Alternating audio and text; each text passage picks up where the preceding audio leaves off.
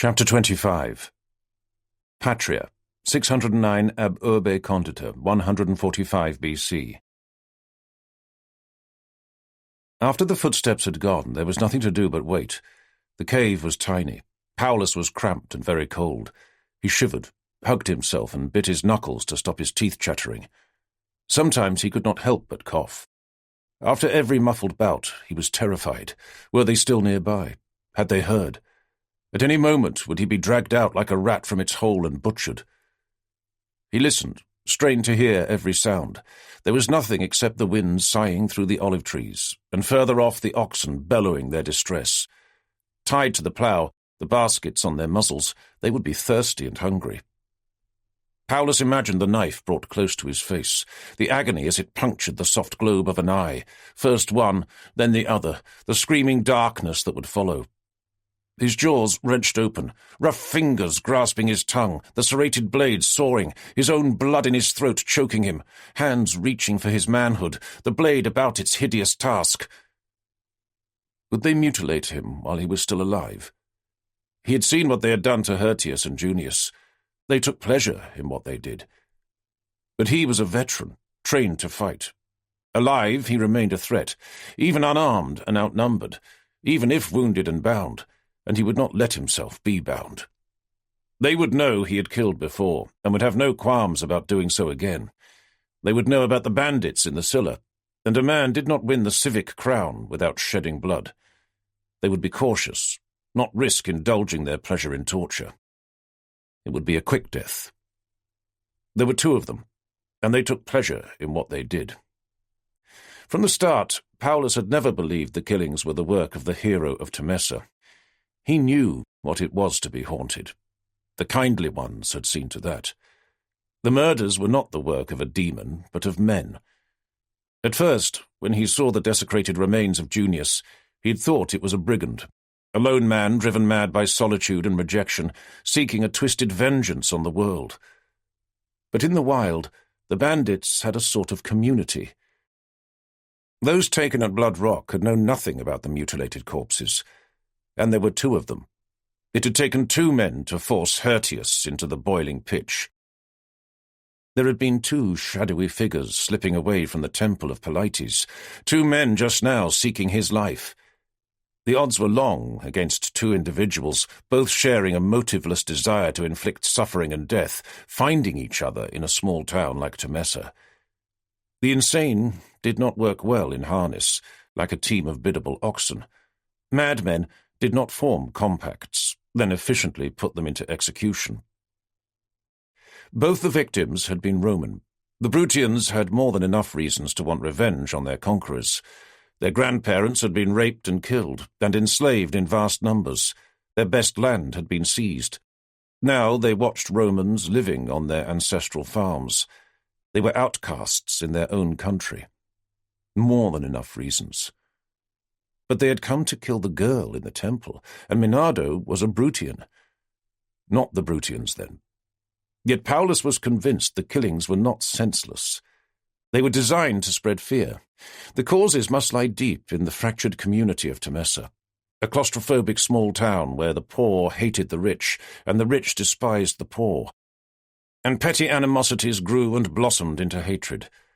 Paulus had his suspicions, but he had no proof. At long last the light outside faded. Paulus had to leave, but it took a great effort of will to force himself to move. Suddenly the small cleft of rock seemed like a sanctuary. Like a timid animal, he was safe in his hole. "Be a man." He was unsure if he muttered the injunction aloud. The interminable hours of apprehension and discomfort had taken their toll. Feet first, wincing at every noise, he wriggled out of his hiding place. Not pausing, he forced his way through the brambles and scrambled down the slope to the trees. Back in cover, he leant against the bark of an olive. It was dark. There was a waning moon, but it was often obscured by the black clouds scudding in from the unseen sea. He listened intently. Small nocturnal rustlings, as furtive animals sought to feed or to prey on each other. An owl hooted and was answered from far off. Occasionally, one of the oxen lowed miserably, and with little hope of succour.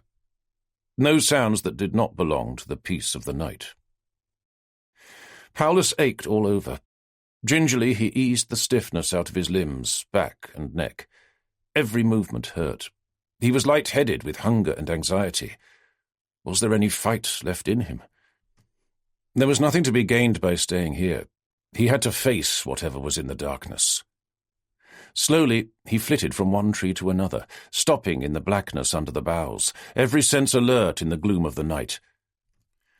What was it the brigand chief had said at Blood Rock? Every night must be like this for the slave king of Nemi, always patrolling, always waiting for the next escaped slave who would steal up, intent on his death and on taking his place. Every night must be a time of terror. Paulus moved along through the plantation, then down along the dry stone wall by the stream. His first thought was to get to his sword belt by the water trough. As he got near, he realized the danger. The slighter-built archer had shot from close by and must have noticed the set-aside possessions. There was just enough light to take a shot. If Paulus had been setting an ambush, it would have been here. Like a hunter at a waterhole, you waited at the place to which you knew your quarry must be drawn. When he was some 30 paces away, Paulus flattened himself to the ground. No matter how hard he tried, he could detect no lurking presence, no sound, sight, or smell. It was hours since the attack. Perhaps they had left, abandoning or at least postponing the attempt. In a small town like Temessa, everyone knew each other's business. It was difficult to absent yourself from where others expected you to be for the best part of a day without drawing comment. He thought about his own home. They would have expected him to return before dark. How long ago since nightfall? The oxen needed to be fed and watered, bedded down. Even now, would Eutyches or Pastor be crossing the river and beginning the long climb into the hills? Might they too be walking innocently into danger? The thought spurred him into action. He covered the distance at a run, grabbed the sword belt and dived into a small hollow some paces beyond. No arrows sped out of the night. No enemies rose up from the darkness. One of the oxen called unhappily. It would be cruel to leave them. Yet they were exposed on the ploughland, and he had not scouted the eastern extremities of the field. Paulus looked at the clouds, at the thick blanket of the night. It would take a good shot to bring him down. A strange fatalism stole over him. Naevius had told him it often came over soldiers who had been too many times in combat. They became careless of their own safety. Fuck it. And Naevius too. Paulus stood up, buckled on the belt, and walked out across the furrows.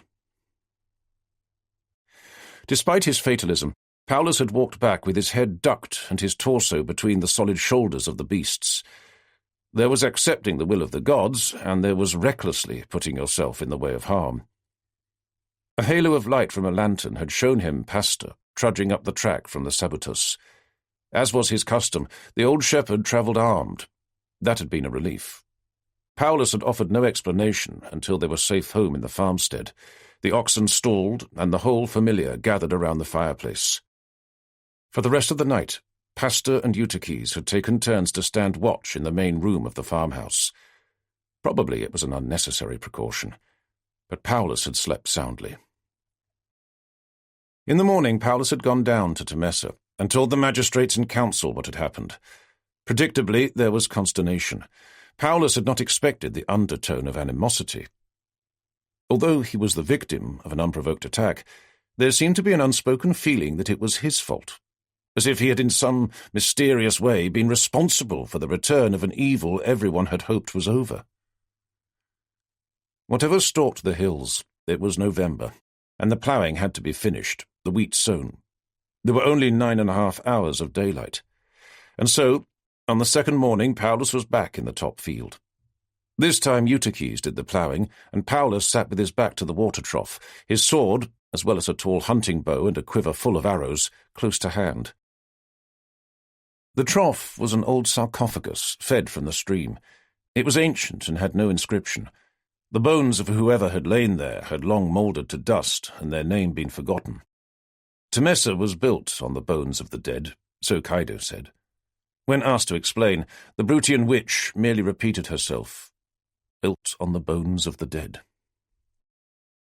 It was broad daylight, and any further attempt on his life improbable, but Paulus remained alert, and he heard the men coming before they emerged down through the trees. There were 5 of them, Silenus and the other 2 young kinsmen who had been at the boar hunt of Fidubius and Vibius, accompanied by 2 slaves. All of them were carrying weapons, and their nerves were obviously on edge. "There has been another murder." Silenus gave the news without preamble. "The magistrates want you there." "Where?" "The farm up the Sabotus." Silenus seemed surprised by the question. "Marcellus is dead." "I would be happier if you left one of your servants to keep an eye on my ploughman." Silenus shrugged, but agreed. They went back over the ridge and took the path that ran along the northern bank of the river. Paulus walked with Silenus, and the others followed. They did not talk, and Paulus had the impression that they were watching him. Since the civic crown, he was used to people staring. Sometimes it was appealing, especially when the self-important had to get to their feet at his entrance. Now it was vaguely irritating.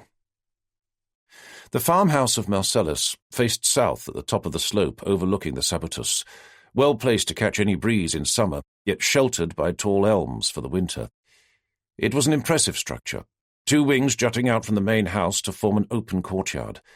There was a walled compound down the incline containing the farm buildings and slave quarters. The homestead was set in an estate of many higuera, the land worked by 6 homebred slaves. Yet the whole place had a shabby and neglected air. Plaster peeled from years of damp under uncleared gutters, and both wings of the house were boarded up and unused. Although descended from an original colonist of Temessa who had equestrian status, and benefiting much from family inheritances, in other respects Marcellus's life had not been so fortunate. He had married late, and to a woman of shrewish character. Like many couples intent on handing down their holdings undivided to the next generation, they had had only 1 son. The gamble had failed. Both son and wife had died of fever. Marcellus had never remarried. Never the most gregarious of men, he had withdrawn into his solitary grief. Paulus remembered that at school Lollius had compared the widower to Timon of Athens, a misanthrope who had shunned all company and come to loathe humanity. It was a fair comparison, if made with the cruelty of youth. Marcellus seldom ventured down to the town, never attended the festivals, and had no friends or close family. Although rich in property, he was a miser, and, as Fidubius had described him at the hunt, a man of no account. Marcellus had never adopted an heir, and, it was said, he had never remade the will that bequeathed everything to his long-dead son. There was no one about, and the courtyard was unpopulated, except for some chickens, desultorily pecking the hard-packed surface. They squawked and scattered as the men crossed to the threshold of the farmhouse. The door was ajar. Paulus noticed that the lock was not splintered and the hinges were in place. Marcellus had known his killers, and, however grudgingly, had let them into the house. Silenus led Paulus inside. The others followed at their back. The main chamber on the ground floor was large, and everyone who mattered in the colony was there. The magistrates, the great landowners, Vibius and Fidubius, the latter shadowed by the intimidating figure of Croton, the priest, Ursus, even the innkeeper Roscius and his little catamite Zeno. There was a solemnity about them, as if they were attending a religious ritual of which they did not totally approve, and whose outcome they considered dubious. Those assembled greeted Paulus with stiff formality. Even Lollius did not embrace him, and the eyes of his friend were dull and expressionless, like the empty windows of a dark room. The coldness was unsurprising, given what had brought them there. What was left of Marcellus was arranged in front of the fireplace. The killers had not stinted themselves. They had taken their time. 2 cups stood on the mantelpiece with an empty jug of wine and a plate of some leftover cheese and a crust of bread. This had been no frenzied attack. A table had been moved to give space to operate. A vase still stood on its surface. The table had not been shoved aside, but picked up with care. That would have taken both men. They must have overpowered Marcellus first, for there were no signs of struggle. Nothing in the room was broken, no furniture overturned, and nothing, except the table, was obviously out of place. The domestic order of the room made the object on the flagstones yet more repellent. All the dead man's extremities had been removed. Penis, hands, feet, nose, and ears, the tongue severed, and the eyes gouged out. The penis had been inserted in the mouth, but this time the other body parts had been fastened to a string which ran around the neck and were then packed under each armpit. It had taken skill to extract the eyeballs with enough of the optic nerve remaining to tie them to the string. No effort had been spared to ensure that the shade of Marcellus would be unable to stalk his murderers. No eyes to see, ears to hear, nose to scent, feet to follow, hands to seize, tongue to denounce, and no penis to outrage in vengeance. The elaboration went beyond any folk memory. It reminded Paulus of the fate of Apsyrtos in the Argonautica of Apollonius of Rhodes. At least one of the killers was a man of some education. Perhaps, like Jason, he had knelt and 3 times licked, then spat out the blood of his victim. It was impossible to tell. There was blood everywhere. Drowsy flies feasted on the dark pools on the floor. And there was worse. Through the gore, rope marks could be seen on all the truncated limbs. Marcellus had been alive, at least to begin with, as they calmly and methodically tortured the defenceless old man. Paulus remembered his own terror in the cave the other night, and felt a terrible sympathy. Perhaps the pain had been inflicted to extract the location of hoarded wealth, but Paulus thought the motive was nothing but wanton cruelty. Paulus imagined them in the midst of their barbarity, stopping to eat and drink. No one had spoken since Paulus came into the room. "Where are the slaves?" Paulus broke the silence. "In the fields," Ursus said. "Everyone knows Marcellus only allowed them in the house to serve his meals." "When were you last here?" demanded Fidubius. The question wrong-footed Paulus. "Not for years. Marcellus did not encourage visitors. Probably before his son died, when I was a child." "You recognize this?" Vibius held out a small copper ornament in the shape of the Greek letter theta. "Yes, it's mine." "Then how do you account for it being found in this room?" Paulus felt something take a cold grip on his heart. "It was placed here to implicate me." "Or you lost it in the struggle." As always, Vibius sounded well-mannered, almost disinterested. "There was no struggle." "And how do you know that?" Fidubius's interjection was triumphant. "The room is undisturbed." "You are a veteran. An elderly man like Marcellus would not have put up much of a fight." "Why would I want to kill him?" Even to Paulus's own ears, his tone sounded pleading and desperate. "The other victims were known to you," Vibius said. "Junius was your neighbour, and there was talk of you marrying Hirtius's daughter. And it has been often observed that you are a changed man since you came back from Corinth." There was a well of unspoken hatred behind Fidubius's words. "You returned from the wars, and Alcimus, my son, did not." "But there are 2 killers." "We only have your word for that," Fidubius said. "No," Paulus almost blurted out. "Minardo saw them sneaking away from the temple." Even in extremis, discretion prevailed. He would not drag the girl into this. She was a despised Brutian. They would never believe her. "Or you had an accomplice." Vibius was smooth as oil. "Who?" "Your slaves have been taken. Eutyches and Pastor will be questioned." Fidubius seemed to relish the idea. "They are innocent and elderly. You cannot torture them." "You know it is the law," Ursus said. "The only way to ensure the servile tell the truth," Vibius added. Paulus looked round at his fellow citizens.